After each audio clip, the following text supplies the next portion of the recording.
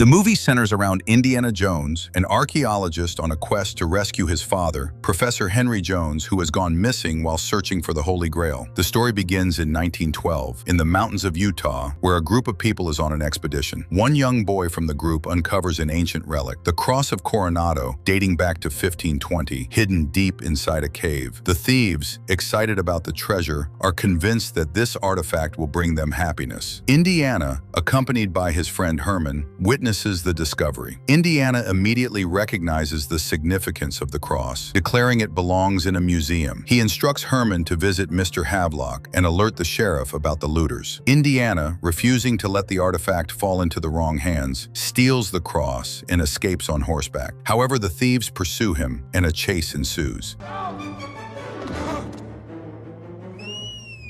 Indy ends up on a train, which is carrying animals for a circus. After falling into a tub full of snakes, which he fears, Indiana encounters a familiar figure, Fedora, a well-known treasure hunter. After a brief confrontation, Indy escapes and insists that the cross belongs in a museum. Later, Indiana returns home and confides in his father Henry, but is met with skepticism. The sheriff arrives with the thieves, who claim that Fedora is the rightful owner of the cross. Fedora provides witnesses to back up his claim, but Indiana stands firm, saying that the cross belongs in the museum. Fedora, impressed by Indy's conviction, places his signature hat on Indiana's head as a mark of respect. Fast forward to 1938, where Indiana is once again in the midst of an adventure. He finds himself in a battle at sea with a man who has bought the Cross of Coronado. The man reveals that this is the second time Indiana has taken the artifact from him. Indiana, undeterred, declares that the cross still belongs in a museum. After a fierce struggle and a dangerous storm, Indiana manages to reclaim the cross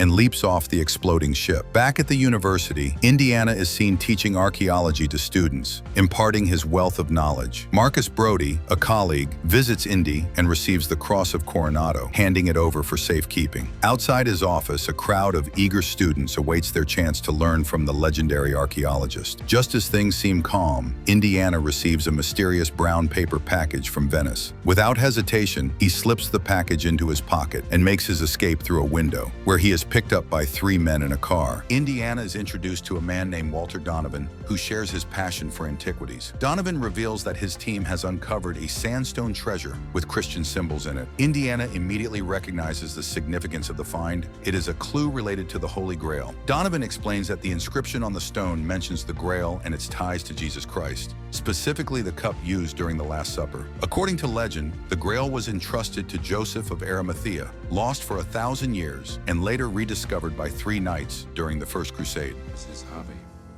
He's a teacher of medieval literature. Donovan further reveals that the Grail's location is hidden in 2 separate markers, which when joined would lead to the Holy Relic. He discloses that Indiana's father, Henry Jones Sr., had found the second marker and was investigating its location in Venice, Italy, before mysteriously disappearing. Donovan urges Indiana to continue his father's search and offers his help. Indiana soon realizes that Donovan's interest in the Grail is not purely scholarly, it is driven by a desire for eternal youth. With that information, Indiana sets off to Venice with Marcus Brody, where they meet Dr. Elsa Schneider, who had been assisting Henry in his research. Elsa shares that Henry was on the brink of a significant discovery and had sent her a map just before he vanished. The group heads to a church-like library where Indiana believes the key to the Grail's location lies. After studying Henry's diary, Indiana deduces that the Tomb of the Knights, which holds the second marker, must be located within the library itself. Using Roman numerals as a guide, Indiana locates the spot and, with Marcus and Elsa's help,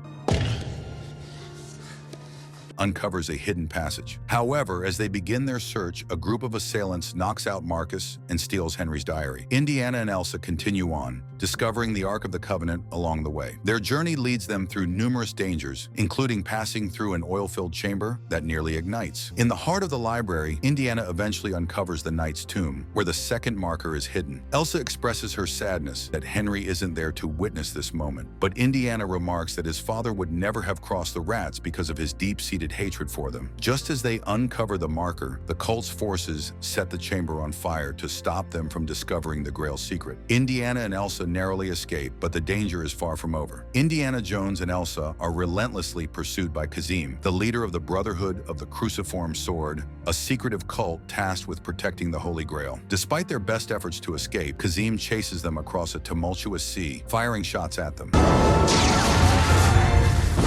The pair manages to board Kazim's boat, where Indy engages in a fierce battle with his followers. Ultimately, Indy captures Kazim, who reveals his true purpose. He's been trying to stop Indy from finding the Grail because, as the cult's protector, it's his duty to keep it safe. Kazim also informs Indy that his father, Henry, is being held in the castle of Brunwald in Germany. Kazim gives Indy a choice: to seek the Grail for personal glory or for the glory of God. In the meantime, Indy and Marcus analyze the markers and decipher the clues that lead them to the city of Alexandretta, now known as Iskenderun. Armed with this knowledge, Indy travels to Germany, only to discover that Dr. Elsa Schneider, whom he trusted, has been working for Walter Donovan, a man determined to claim the Grail for himself and achieve immortality. Walter, having stolen Henry's diary, which contains crucial information about the Grail's location, presents it to Hitler in Berlin. After this betrayal,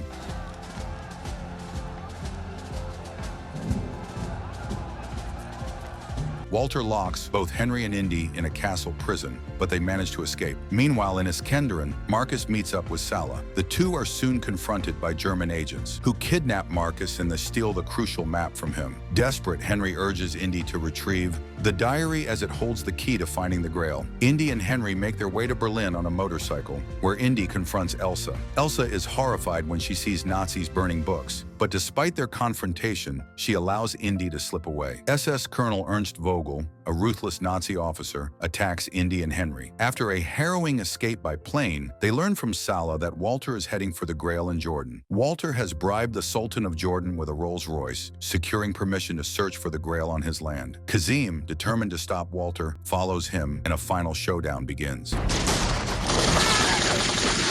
In the chaos, Vogel kills Kazim, but Indy manages to rescue his father and Marcus. Vogel, in a tragic twist, falls to his death after a dramatic chase and confrontation on a cliff. Indy, now determined to find the Grail, ventures into the ancient temple that holds its chamber, with Walter and his men hot on his heels. Inside the temple, Indy solves the riddles and navigates deadly traps, eventually finding himself face to face with the third knight who stayed behind to guard the Grail. The third knight, now old and frail, recognizes Indy as the one who was destined to find the Grail. He explains that he had been chosen long ago for his bravery, and now, after guarding the Grail for centuries, he is passing on the duty to Indy. However, as Walter and Elsa arrive, the third knight warns Walter to be careful. The Grail is not a simple relic. Its true power can grant eternal life, but the wrong cup could cost him his life. Walter, confused and desperate, asks for Elsa's help in choosing. Elsa, however, intentionally selects the wrong cup, and Walter drinks from it. In an instant, Walter begins to age rapidly and collapses, crushed by the curse of the false Grail. Indy, guided by the knight's wisdom, selects the true Grail, a simple wooden cup, starkly different from the ornate golden and jeweled ones around it. With the Grail, Indy saves his father by giving him the water from the cup, which miraculously heals Henry's wound. In a tragic turn of events, Elsa, unable to resist the temptation of the Grail's power, attempts to steal it. Despite Indy's warnings not to cross the seal, she disregards his plea and reaches for the Grail. In a heartbreaking moment, the Grail slips from her hands, and as she tries to retrieve it, she falls into the chasm below, losing her life. As Indy attempts to rescue her, Henry gently urges his son to let go, reminding him that some things are simply not meant to be. The third knight, watching the events unfold, bids Indy and Henry farewell, content that their journey has come to an end. With the Grail lost forever, father and son walk away, their bond stronger than ever as the temple fades into the past. Don't forget to like the video and subscribe for more content.